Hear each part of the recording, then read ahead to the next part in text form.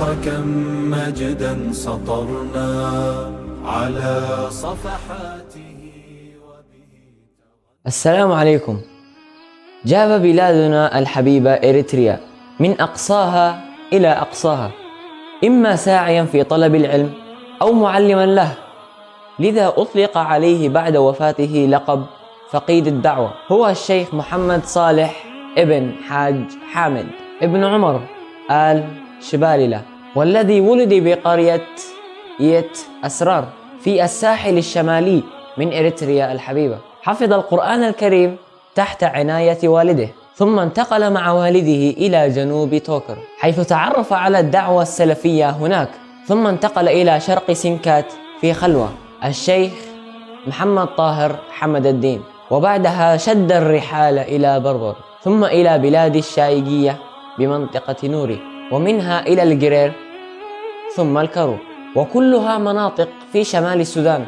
عاد إلى أهله بعد أن أخذ حظه من العلم، حيث توجه إلى أسمر عن طريق تسن، وفي أسمر تنامى اهتمامه بحركة الإخوان المسلمين، حيث خاض أكثر من نقاش في الدفاع عنهم، كما أنه سعى لقيام هيئة شبابية بدعوات من السيد علي المرغني عن طريق الشيخ محمد الحسن الفكي، فاستطاع الوصول إلى السيد علي راداي رحمه الله. وفعلا وفي عام 1959 تكونت الهيئة الشبابية ليكون الشيخ محمد صالح رئيسا لها بعد اجتماع أقيم في كرن، وذلك بحضور شوم حمد ناظر في قبيلة الماريا طلام والسيد عبد الله المرغني. فانطلق الشيخ محمد صالح باسم هذه الهيئة، حيث جاب البلاد شرقا وغربا حتى السودان، وقابل كبار علماء السودان وأعيانها ومفكريها مثل الدكتور الترابي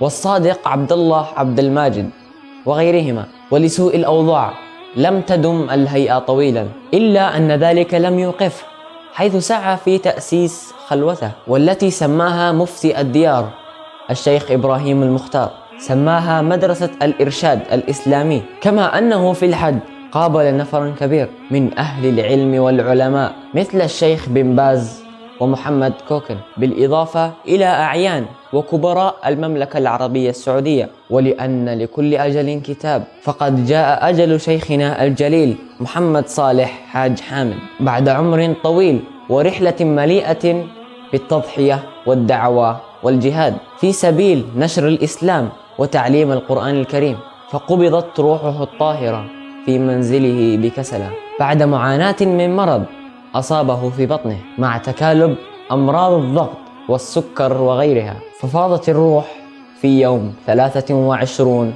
في فبراير من عام 2005، وكان آخر ما طلب هو القرآن الكريم، ليكون هذا آخر العهد به رحمه الله تعالى. التاريخ كم مجدا سطرنا على صفحات